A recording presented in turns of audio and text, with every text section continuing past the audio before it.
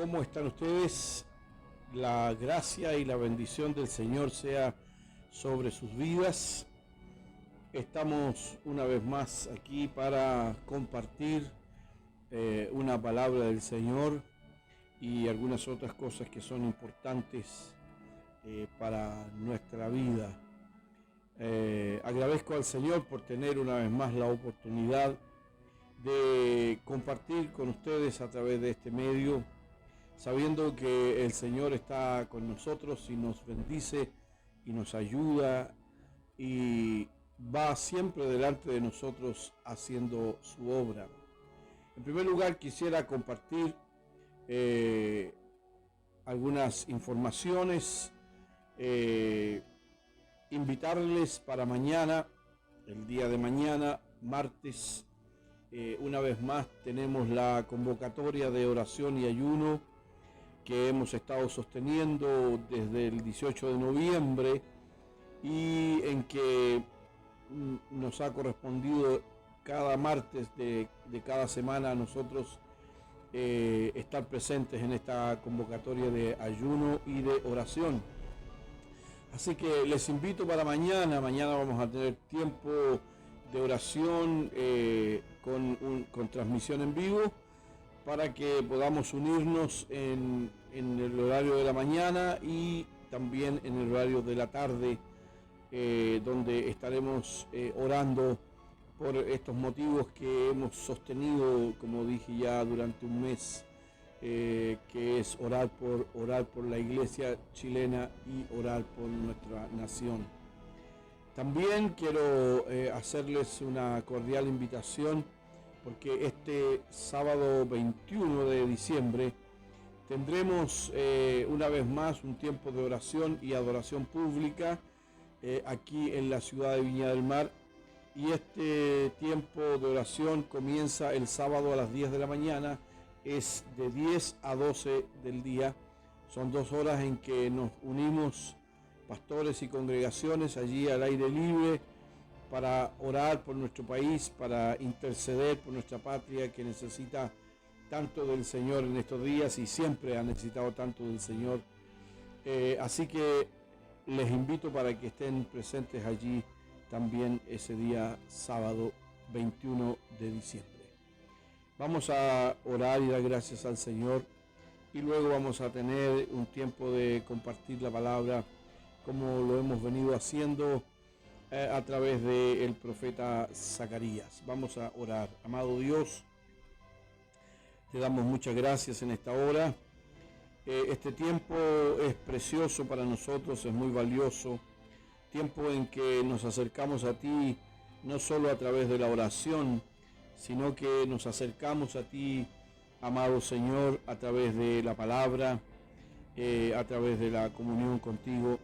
Oramos, Señor, para que nuestra vida sea bendecida, para que tú puedas, Señor, hablar a nuestro corazón y a nuestra mente. Necesitamos de ti, Señor. Confesamos en esta hora nuestra absoluta necesidad de ti. Tú eres el Señor y estás en tu trono sentado, trono de gloria, y desde allí gobiernas. Así que oramos, Señor, para que mantengas tu gobierno sobre nuestras vidas. Señor, oramos para que hagas tu voluntad como siempre y que puedas mostrarnos a nosotros el camino que debemos seguir para estar en tu perfecta voluntad. Bendecimos, Señor, a cada uno de los hermanos y hermanas que van a escuchar o ver este video y escuchar la palabra. Les bendecimos, Padre, para que la gracia tuya esté sobre ellos también.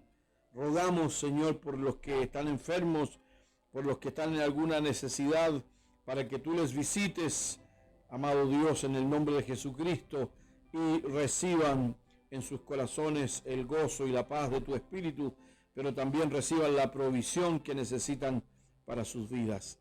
Te agradecemos, Dios, este encuentro una vez más para estar contigo a través de este medio, en el nombre de Jesús. Amén y amén. Muy bien, vamos a compartir en el capítulo 4 del profeta Zacarías. Vamos a compartir esta visión que tiene también Zacarías. Hemos dicho que en una noche el profeta Zacarías recibe, se le muestran 8 visiones. Cada una de estas visiones muy importante para ellos y que tienen también una importancia para nosotros a través de los principios de vida que hemos ido obteniendo. También, como lo he repetido, no hay una intención de hacer un análisis profundo de lo dicho en cada una de estas visiones. No es mi intención entrar en interpretación escatológica y nada como eso, solamente ubicarnos primero en el contexto y luego encontrar para nosotros alguna verdad sobresaliente que nos ayude, que nos aliente, que nos exhorte, que la gracia del Señor pueda venir sobre nosotros a través de esta palabra que recibe el profeta. Bueno, pongámonos en contexto una vez más.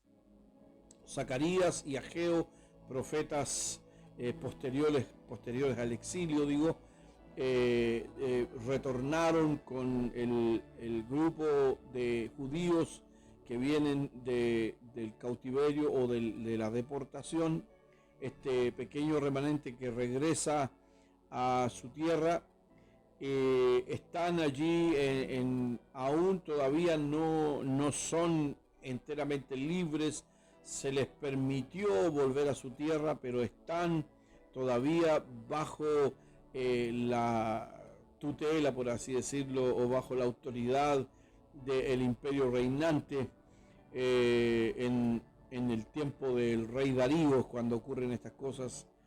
Y el profeta está cumpliendo su ministerio al igual que lo hizo Ageo, son contemporáneos estos dos. Está exhortando y animando a los judíos, mostrando la misericordia de Dios, haciendo un llamamiento también al arrepentimiento y mostrando la fidelidad de Dios, cómo Dios va cumpliendo y cumplirá cada paso de las cosas que dijo el Señor que haría. Y en esta visión, en el capítulo 4, es una visión bien particular.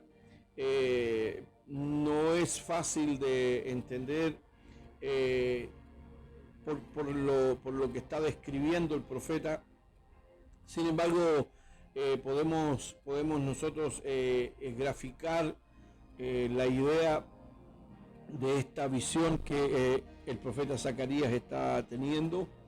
El profeta Zacarías ve el candelabro del templo. Recordemos que está en plena construcción o reconstrucción el templo. Está junto al candelabro de oro, este candelabro que tiene 7 brazos y en cada brazo va una copa donde está el depósito del aceite para encender las lámparas o la lámpara que iba en el lugar santo. Sobre este candelabro el profeta está viendo un depósito de oro, ¿cierto? Y junto al candelabro se ven 2 olivos, 2 árboles que sus ramas depositan aceite, y el profeta dice aceite como oro en este depósito, y de este depósito sale el aceite para cada uno de estas copas o receptáculos del aceite en el candelabro. Es decir, es una visión que va a tener mucho significado para los judíos, porque ellos conocen bien lo que significaba el candelabro y también sabían la forma como este candelabro funcionaba, el combustible que se usaba para encender era el aceite de olivo, o una parte del proceso de este aceite era usado para las lámparas. Y entonces y los olivos también tienen una representación importante para los judíos. De tal manera que la visión que está viendo el profeta le causa interés, pero también dudas. Por eso es que él pregunta, ¿qué es esto? ¿Qué es esto? O el ángel le pregunta, ¿entiendes lo que ves? ¿O sabes lo que estás viendo? Y el profeta dice, en realidad, no sé. Y entonces obtiene respuestas muy importantes frente a su necesidad de saber qué es lo que está viendo. Y en este capítulo 4 está tal vez uno de los versículos que usamos muchas veces para hacer referencia al poder y a la gracia de Dios, que es el versículo 6, donde dice, no es con ejército ni con fuerza, sino con mi espíritu, ha dicho Jehová de los ejércitos. Este texto lo usamos mucho para enfrentar las situaciones y para enfrentarlas a la manera de Dios, ¿no? El pueblo, como dije antes, de este pueblo judío, este grupo de judíos que había retornado, estaban todavía con el temor de los reyes que les gobernaban, y tal vez había temor de otros, amenazas y tal vez algunas otras cosas.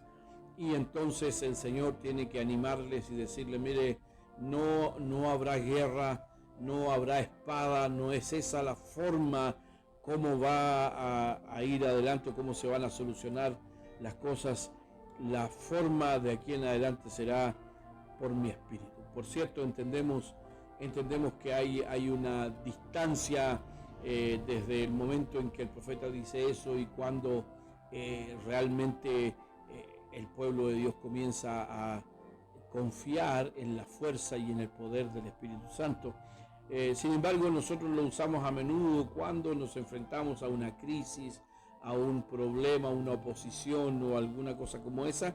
Nosotros estamos normalmente diciendo, bueno, pero no es con espada, no vamos a pelear con armas humanas, es con el Espíritu Santo de Dios. Y es verdad, esa es verdad. Esa es una de nuestras armas más importantes para enfrentar las batallas que enfrentamos a diario los creyentes. Entonces, leamos el texto aquí para luego poder entonces hablar de los principios de vida. Dice así el capítulo 4 de Zacarías. Volvió el ángel que hablaba conmigo y me despertó, como un hombre que es despertado de su sueño, y me dijo, ¿qué ves? Y respondí, he mirado, y he aquí un candelabro todo de oro, con un depósito encima, y sus 7 lámparas encima del candelabro, y 7 tubos para las lámparas que están encima de él, y junto a él 2 olivos, el uno a la derecha del depósito y el otro a su izquierda. Proseguí y hablé diciendo a aquel ángel que hablaba conmigo, ¿qué es esto, Señor mío? Y el ángel que hablaba conmigo respondió y me dijo, ¿no sabes qué es esto? Y dije, no, Señor mío. Entonces respondió y me habló diciendo, esta es palabra de Jehová a Zorobabel, que dice, no con ejército ni con fuerza, sino con mi espíritu, ha dicho Jehová de los ejércitos. ¿Quién eres tú, oh gran monte? Delante de Zorobabel serás reducido a llanura. Él sacará la primera piedra con aclamaciones de gracia, gracia a ella. Vino palabra de Jehová a mí diciendo, las manos de Zorobabel echarán el cimiento de esta casa, y sus manos la acabarán, y conocerás que Jehová de los ejércitos me envió a vosotros, porque los que menospreciaron el día de las pequeñeces se alegrarán y verán la plomada en la mano de Zorobabel. estos 7 son los ojos de Jehová que recorren toda la tierra. Hablé más y le dije, ¿qué significan estos 2 olivos a la derecha del candelabro y a su izquierda? Hablé aún de nuevo y dije, ¿qué significan las 2 ramas de olivo que por medio de 2 tubos de oro vierten de sí aceite como oro? Y me respondió diciendo, ¿no sabes qué es esto? Y dije, Señor mío, no. Y él dijo, estos son los 2 ungidos que están delante del Señor de toda la tierra. Amén. Esa es la visión que está viendo el profeta Zacarías.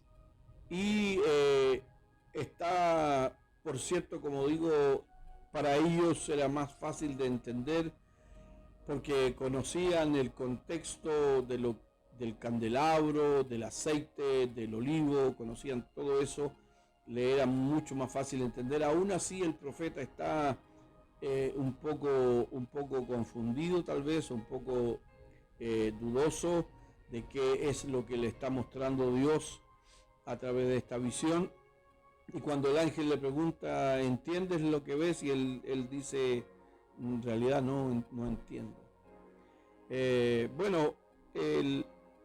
Muchas veces nosotros tomamos las escrituras y leemos, y muchas veces nuestro entendimiento no está plenamente iluminado porque o no hemos permitido al Señor que nos ilumine con su Espíritu Santo, o nosotros mismos más bien nos hemos hecho tardos para oír, y entonces, como dice el libro de Hebreos, tenemos necesidad de leche y no de alimento sólido, y que debiendo ser maestros para otros tenemos todavía esta condición de falta de madurez para poder entender y para poder hacer las cosas que son necesarias.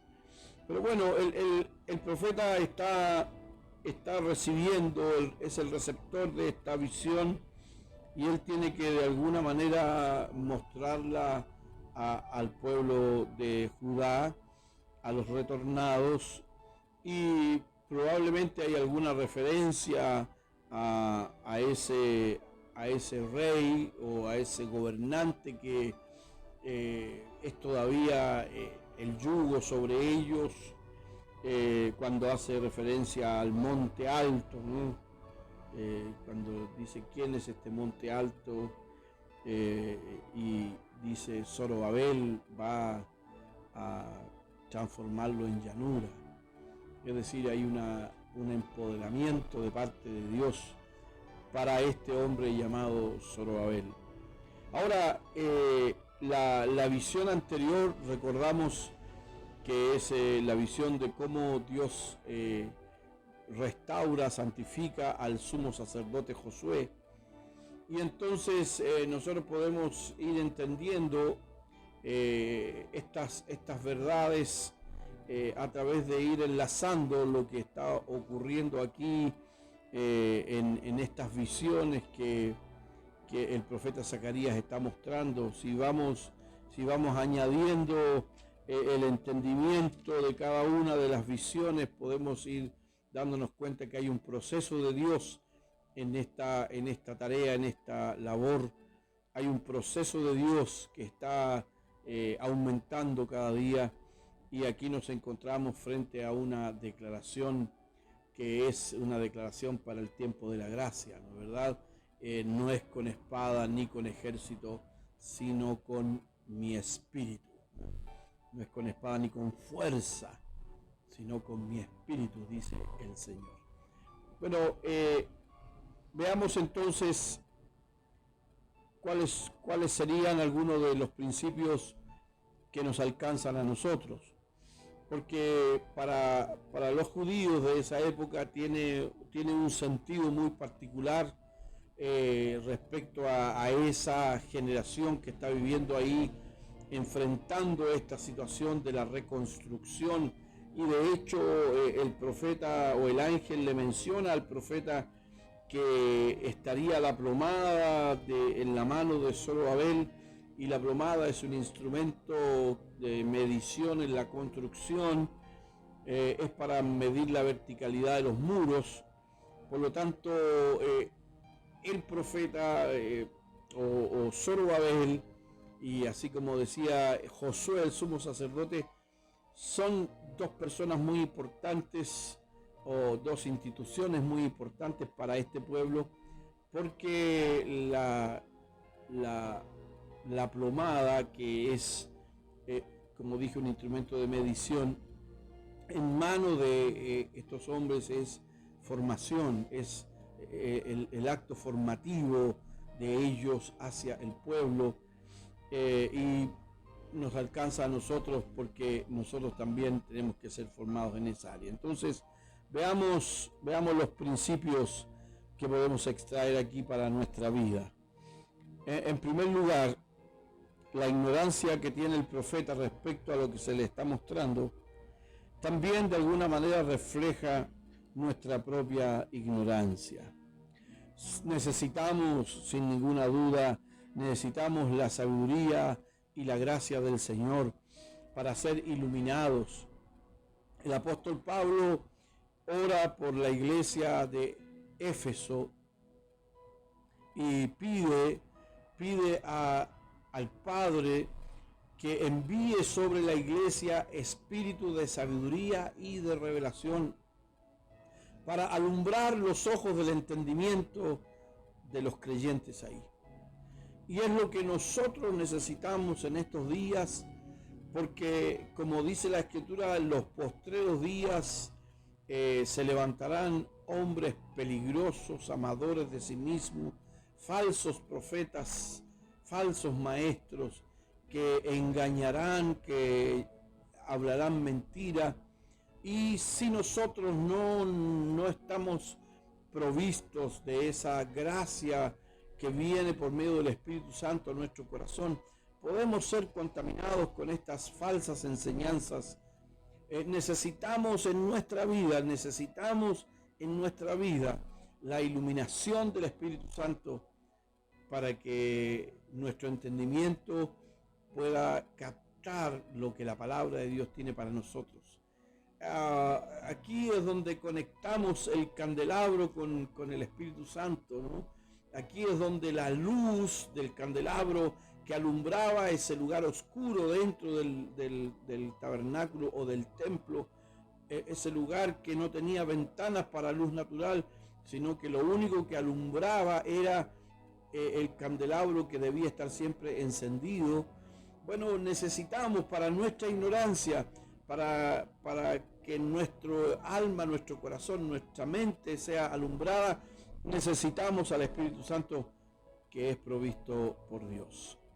Segundo principio es que toda la gracia, toda la unción y todo el poder es del Espíritu Santo y no de nosotros. No tenemos armas propias para pelear, no tenemos armas eficaces para pelear. Es por eso que el Señor le dice al profeta, le dice, no es con ejército, no hay armas humanas para enfrentar la batalla espiritual, no es con fuerza, no tenemos ninguna oportunidad de hacer que el reino de Dios avance por medio de la fuerza, porque el enemigo ejerce verdaderamente la fuerza, y nuestras fuerzas no serán y no deben ser el elemento o la herramienta para llevar adelante nuestra tarea, sino que dice entonces el Señor, sino con mi espíritu, ha dicho Jehová de los ejércitos. Con mi espíritu es la obra del Espíritu Santo. El Espíritu Santo que nos guía a toda verdad y a toda justicia. El Espíritu Santo que nos revela a Cristo, que glorifica al Hijo. El Espíritu Santo que muestra o que toma de las cosas de Cristo y las muestra a nuestra vida. El Espíritu Santo que nos enseña todas las cosas. Necesitamos ese poder, esa unción, esa gracia para ir adelante. Nuestra batalla, como dice el apóstol Pablo en 2 Corintios 10:4, las armas de nuestra milicia no son carnales. ¿Y por qué no son carnales? ¿Por qué no pueden ser armas humanas? Porque nuestra lucha no es contra carne ni sangre, sino contra principados, potestades, huestes espirituales de maldad, gobernadores de las tinieblas. Por eso que no son carnales nuestras armas, sino espirituales y poderosas en Dios. Ese es el Espíritu Santo que está en nosotros para ayudarnos en esta batalla. El tercer principio es que hay un solo fundamento para nosotros y ese es Jesucristo.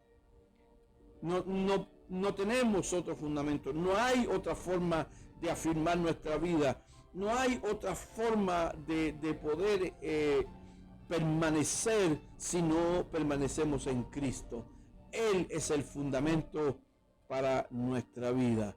El cuarto principio nos dice que no debemos menospreciar nada porque el Señor es el que obra en nosotros.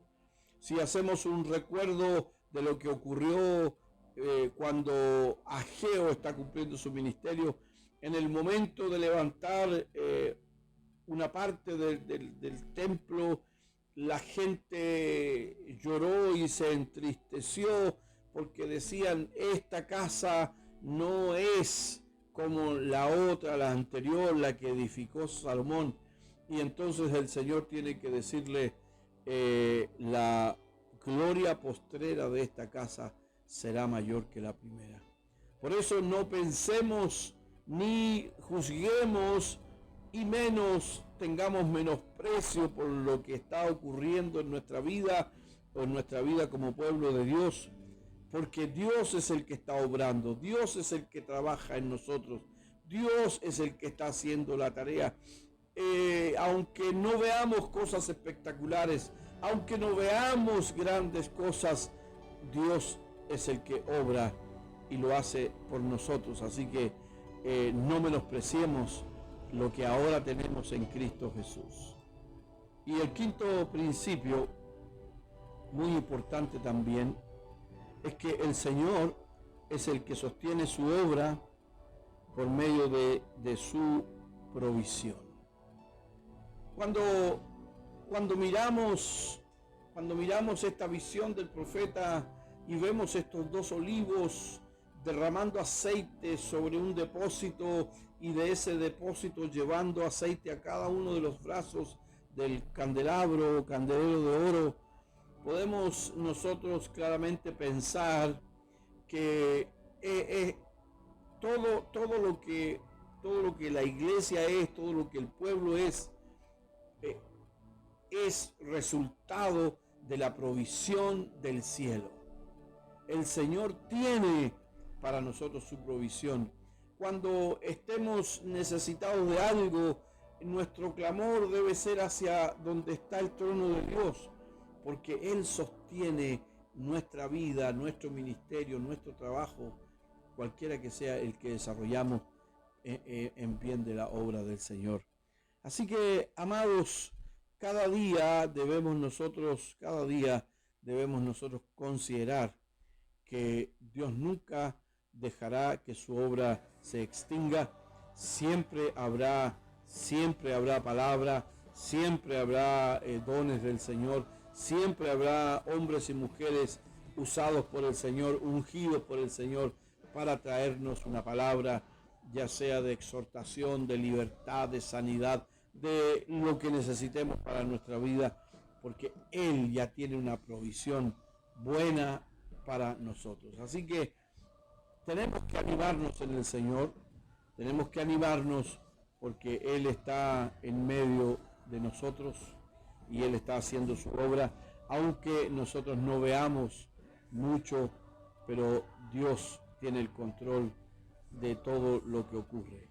Así que confiemos, el Espíritu Santo está para darnos capacitación para que nosotros podamos ir adelante con el Señor. Les invito a que demos gracias al Señor y oremos por su infinita misericordia. Buen Dios, te damos muchas gracias. Señor, oramos en esta oportunidad una vez más para que tu misericordia sea plena sobre nuestras vidas. Necesitamos tu unción, necesitamos el poder del Espíritu Santo, necesitamos la gracia y la cobertura que tú tienes para nosotros. Señor, bendice a cada creyente y que esta tu palabra sea una palabra que anime, que exhorte, que afirme el corazón de cada uno de mis hermanos y hermanas. Te doy muchas gracias, amado Dios, en el nombre de Jesús. Amén. Amén. El Señor les bendiga. Gracias por estar atendiendo a estos mensajes y a esta palabra del Señor que compartimos. Y como dije al comienzo, mañana es día de oración y ayuno y vamos a unirnos todos en esta convocatoria, sabiendo que el Señor responderá al clamor de su pueblo. La gracia del Señor Jesucristo sea con ustedes. Amén.